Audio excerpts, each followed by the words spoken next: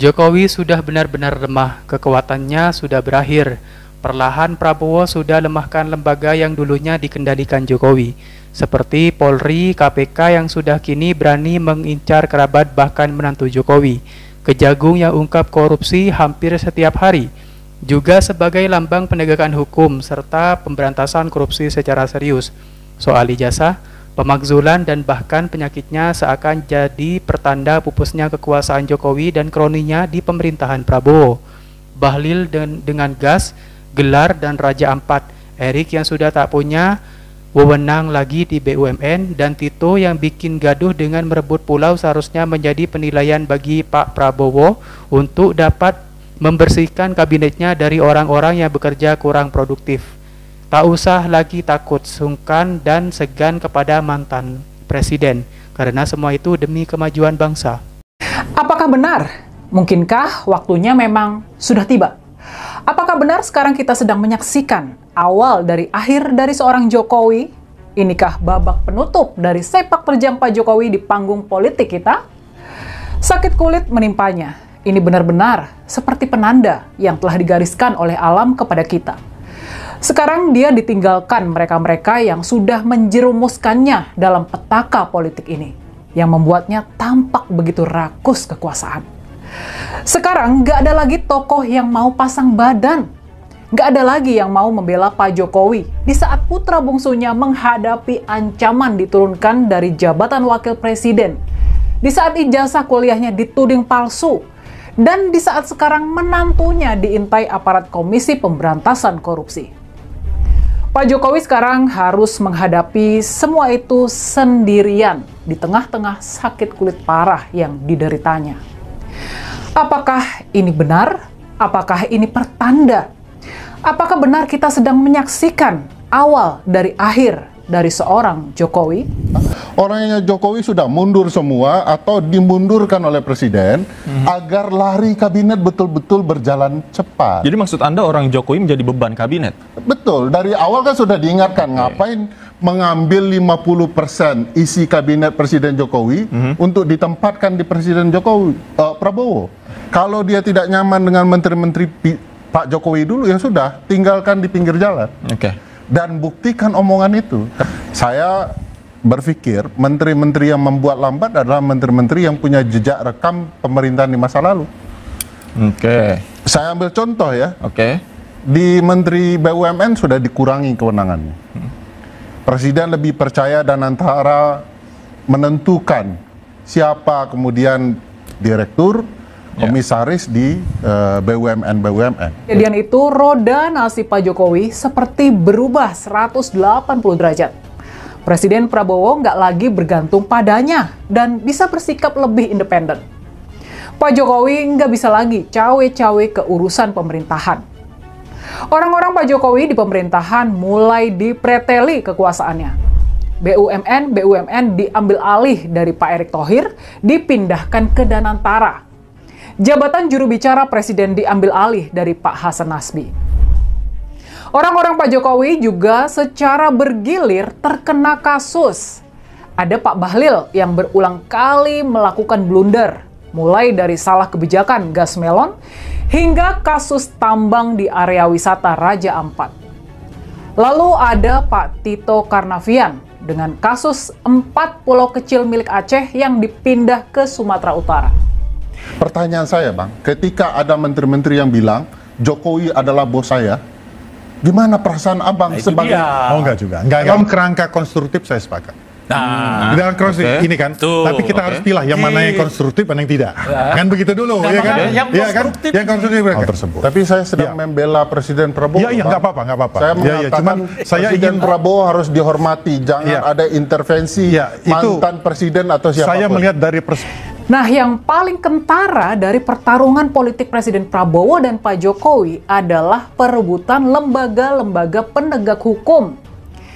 Yang awal-awal berhasil dipegang oleh Presiden Prabowo adalah Kejaksaan Agung. Bahkan, kemudian Kejaksaan Agung dan para jajarannya mendapat perlindungan dari tentara. Tentara-tentara termasuk para lulusan SMA Taruna mulai merangsek masuk ke jabatan-jabatan sipil. Sampai-sampai urusan pajak diurus lulusan Sekolah Taruna Nusantara dan urusan bea cukai diurus oleh tentara. Jadi kenapa kemudian ada dua-dua? Kalau kita baca, satu orangnya Presiden Jokowi, satu benar-benar orangnya Presiden Prabowo. Begitu juga di beberapa kementerian yang kita lihat ya, bahwa di Danantara orang-orangnya Pak Prabowo, BUMN orang-orangnya Pak Jokowi. Ini dikurangi kewenangannya, dilemahkan, ini diberikan kekuatan. Setelah Kejaksaan Agung bebas dari pengaruh Jokowi, Menteri Budi Ari, salah seorang die-hardnya dari Pak Jokowi, dia terjerat kasus suap perlindungan judi online. Selain itu, tiba-tiba saja perusahaan Solo Pilot, yakni Sritex yang dikenal dekat dengan keluarga Pak Jokowi. Mereka mulai disidik oleh Kejaksaan Agung terkait masalah korupsi kucuran kredit dari beberapa bank daerah. Dan yang terbaru, tampak kepolisian dan KPK mulai balik badan dan meninggalkan Pak Jokowi. Kapolri Listio Sigit melakukan gestur menyambut Ibu Mega dan mencium tangannya. Padahal kita tahu selama ini adalah parcok dari Pak Listio Sigit yang sukses mengerjai dan menggembosi PDI Perjuangannya Ibu Mega. Lalu, dalam manuver terbaru, KPK menunjukkan keberanian mengintai Pemprov Sumatera Utara yang dipimpin oleh menantu dari Pak Jokowi, yakni Bobi Nasution. Mereka sukses menggelar operasi tangkap tangan terhadap orang kepercayaan Bobi dalam kasus korupsi 6 proyek jalan dan jembatan. Beliau pasti sudah tahu lah. Pasti sudah tahu dan pasti sudah mendengar masukannya gitu. Itu kan udah selesai. Apa keberatan Bung Hendar Sam atas usulan Bung Ferry agar Pak Prabowo meresafel saja? Tadi sudah dijawab katanya. Sepakat sebenarnya. Sebenarnya sepakat. Tadi sudah dijawab. Sepakat. Lalu di sisi lain pertarungan, dalam manuver yang dimotori para purnawirawan tentara yang bahkan melibatkan tokoh sebesar mantan Wakil Presiden Tri Sutrisno, tuntutan pemakzulan Wakil Presiden Gibran digulirkan hingga sekarang masuk dalam agenda pembahasan di DPR RI. Sementara itu, berbagai serangan menyibukkan pasukan Pak Jokowi yang mulai tercerai-berai. Sang komandan sendiri dihadapkan pada isu receh, yakni tudingan ijazah palsu, yang ternyata nggak bisa ditepis dan diredam. Kasus ijazah palsu ini menunjukkan betapa lemahnya pertahanan Pak Jokowi sekarang. Terus, di tengah semua kemunduran yang dialami ya, Pak Jokowi tiba-tiba terkena sakit kulit yang parah.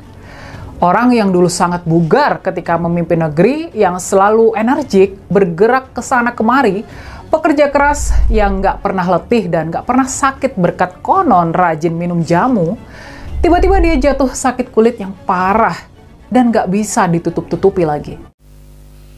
Menteri loyalitas Jokowi terus bikin gaduh di pemerintahan Prabowo.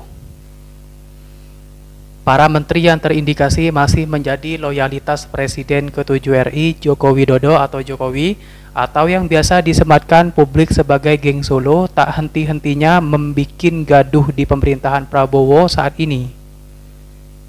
Teranyar keputusan Menteri Dalam Negeri Mendagri Tito Karnavian melalui Kemendagri tentang pemberian dan pemutakhiran kode data wilayah administrasi pemerintahan dan pulau menjadi biang kegaduhan di publik. Untungnya Presiden Prabowo telah menggulir keputusan tersebut dengan menetapkan Pulau Panjang, Pulau Lipan, Pulau Mangkir Kecil, dan Pulau Mangkir Ketek tetap menjadi bagian dari Provinsi Aceh. Dengan langkah yang diambil oleh Menteri Dalam Negeri ini, saya lihat menyebabkan gaduh secara politik nasional dan dapat menyebabkan citra negatif terhadap pemerintahan Presiden Prabowo, kata Direktur Eksekutif Etikal Politik Hasibullah Mulyawan. Iwan akrab disapa, kebijakan para menteri loyalitas Jokowi ini seperti diorkestrasi untuk tujuan tertentu. Oleh karena itu, ia berharap Prabowo dapat mengambil langkah tegas terhadap menteri-menteri tersebut. Sebagai Presiden, Prabowo harus mengambil langkah tegas untuk menertibkan kabinetnya dengan mereshuffle agar langkah-langkah sembrono menteri-menterinya tidak terulang terus-menerus, kata Iwan. Sebelum polemik Mendagri, publik sudah lebih dulu digegerkan dengan pernyataan maupun kebijakan kontroversial dari menteri-menteri yang dicap sebagai loyalitas Jokowi. Misalnya, Menteri Kesehatan Budi Gunadi Sadikin, Menteri Koperasi Budi Ari Setiadi, serta Menteri SDM Bahlil Lahadalia.